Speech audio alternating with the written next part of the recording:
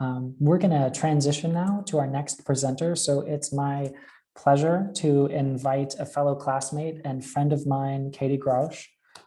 Katie is a second-year Masters of Divinity candidate at Yale Divinity School, is part of the United Methodist Church, and calls the Great Lakes watershed home. The title of Katie's presentation is Death Disrupted: COVID-19, Green Burial Practices, and Renewing Hope. Katie, take it away. Thank you so much, Cameron. I'm going to share my screen really quickly so you can have things to look at. All right, so I'll just jump right in. So over the last year, the COVID-19 pandemic has altered our lives and our deaths. I want to raise a threefold problem occurring in our midst. So first, the loss of physical presence of community has led to traumatic and isolating experiences for many people. Secondly, Western culture sustains a distant and fearful relationship with death itself. Thirdly, our current burial practices contribute to environmental degradation and further separate us from the earth. So the goal of this presentation is to begin to imagine how we might rekindle that physical, spiritual, and ecological belonging to each other, to creation, and to God through feminist eco-theology, green burial practices, and trauma-informed rituals. So I want to dive a little deeper into the depths of these problems. Jennifer Baldwin defines trauma as the response to crisis, both a blow to the social organism and a crystallization of disorder. 1 year into the COVID-19 pandemic, that trauma has taken hold. Typically, rituals provide orientation during these times of distress. However, our former orienting systems are thrown off kilter as many traditional expressions of grief and solidarity, like candlelight vigils or hosting large funerals, can't occur in this time or require modification through social distancing or virtual options. But even before COVID, our relationship with death has been difficult, full of fear, avoidance, and denial. Of course, the emotions we experience around death are multifaceted and come to us through a product of our history and culture. And by the 19th century, in the Western world, there emerged an emphasis on this worldly progressive hope, which coincided with the advancements of medicine and technology, which raised the average lifespan and temporarily bought us time against death. As mortality rates dropped, especially for children, death became a less frequent occurrence. We're less practiced in it. And the 19th century was also when embalming became a more common practice in the US, which outsources the work of preparing bodies to professionals rather than putting it in the hands of families. There was less tangible connection with the dead, making the process detached and unknown and therefore frightening. Additionally, Western culture prides itself on individual outcomes and successes rather than our collective well-being. And so we see the tragedy of the commons play out even in the graveyard, which leads to the environmental challenges of our death-dealing burial practices. Embalming uses formaldehyde, which is a carcinogen, and multiple Olympic pools worth of it seep into the ground each year. Traditional caskets raise levels of toxic heavy metals, such as mercury, lead, cadmium, zinc, and arsenic in the soil. And these metals eventually end up in the groundwater, impacting areas far away from the initial site of the cemetery. Plants, especially those with deep roots, can help with environmental remediation of this sort. And yet, Frequently, Western cemeteries are primarily covered in short monoculture grasses or gravel and lack suitable biodiverse vegetation to accomplish any sort of cleaning of contamination. And additionally, maintaining this grass requires pesticides, water, and labor-intensive mowing across large swaths of land. Our country consumes a staggering amount of resources to bury the dead, including enough concrete to build a highway from New York to Detroit and enough steel to build another Golden Gate Bridge every year. Our practices of burial are environmentally unfriendly at almost every single step of the way. So while our current emotional and practical responses to death may seem disordered, Christian feminist eco-theologians, Rosemary Ruther and Sally McFaig, offer some hopeful solutions in tandem with green burial advocates to help us reconnect to the earth and to each other. So Ruther encourages making peace with the loss of individuality and embracing our connection to the whole. When we die, the nutrients in our bodies are returned to the earth and we're effectively recycled in what she calls the real and only resurrection of the dead. Death gives life to the next generation as the elements in our bodies are broken down and then taken back up again by fungi, bacteria, microbes, and plants. No matter how many chemicals are put into our bodies during embalming to stave off the inevitable, it only protects a fantasy.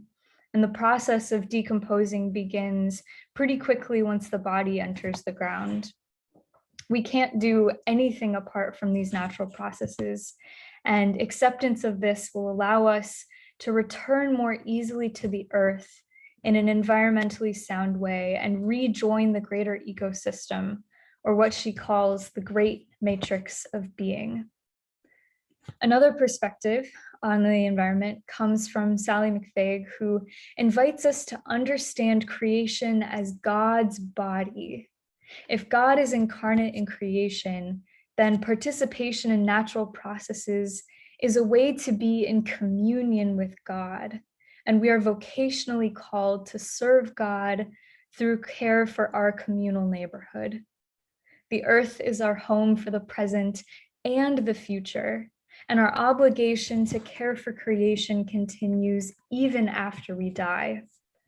The conversations surrounding death practices are part of the how questions of how are we to treat our neighbor? How do we live justly and sustainably? How do we leave a fitting legacy? And McFaig believes that this perspective on the incarnation should spur us to get busy in caring for the planet. So what exactly are we to do? Well, curiosity is the antidote to fear, and we can return to intimately involved and more environmentally sustainable practices. A simple cloth shroud and a burial in a designated forest is a perfectly legal, valid, and inexpensive option. By taking an active part in caring for the body of the deceased with proper PPE, of course, we can become less afraid of our own mortality. This process can also be full of creativity, ingenuity, and joy. The green burial community offers biodegradable urns, memorial wreaths, composting, and plain pine or wicker baskets for individuals to be interred in natural cemeteries, forests, reserves, at sea, or even in your own backyard. These types of burials also offer a variety of other benefits, such as beautiful spaces for loved ones to spend time and reflect, tangible ways to measure impact, like watching a tree grow, and interesting stories, like your loved one is now part of a coral reef. That's pretty cool. So these physical connections are important as we remember our loved ones and connect to those still with us. While we may not be able to gather in traditional ways, even for this conference, we can still cultivate embodied experiences in this time. So clergy can encourage wide community participation through live streaming services or other online offerings like memorial websites where individuals can post remembrances and photos. And if folks do convene in person, outdoor gatherings will be safest.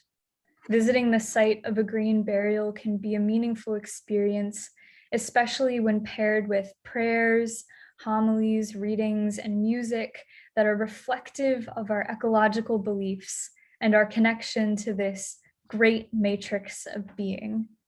Reimagining these rituals through an environmental lens will create theological and liturgical consistency.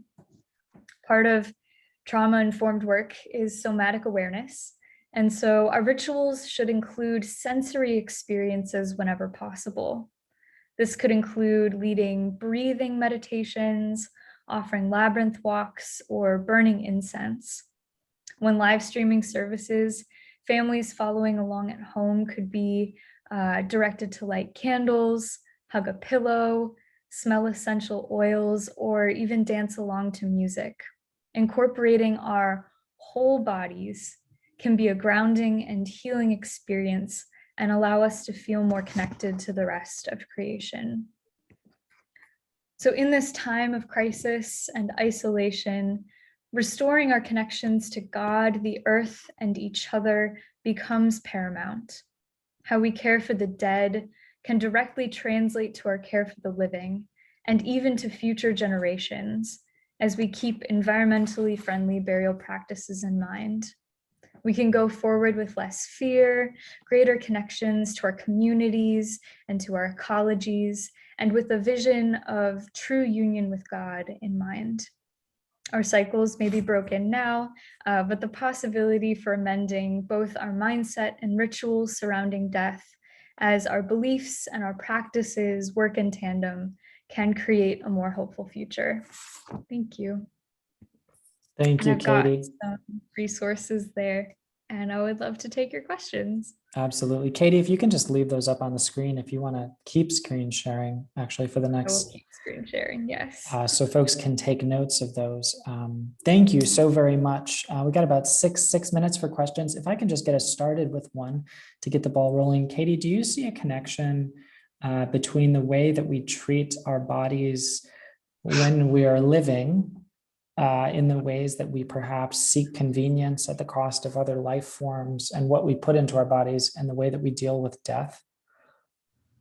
Yeah, I think that there absolutely could be a connection there, that we don't want to be so intimately involved, that there is sort of an outsourcing of that. We don't want to sort of do the difficult work. So, yeah. Jenna? Hi.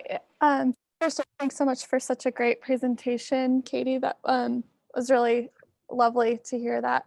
I have a question sort of around the role of these burial practices and these mourning rituals. And I'll back up a little bit. My grandfather passed away in June, and some of his last wishes were to have a large funeral with lots of singing. Now in June of 2020, those were really not the best practices to have. But my family was sort of caught in this place between honoring the wishes of the dead and sending him off to the next life in a really meaningful way, and also meeting the needs of those who are mourning him. And I'm wondering if you can talk a bit about sort of that challenge of like, what is the role of burial practices? Is it mostly for the family, or is it for the dead person themselves? And who's making these decisions towards green burial practices or safe burial practices? Great question. Also great to see you, Jenna.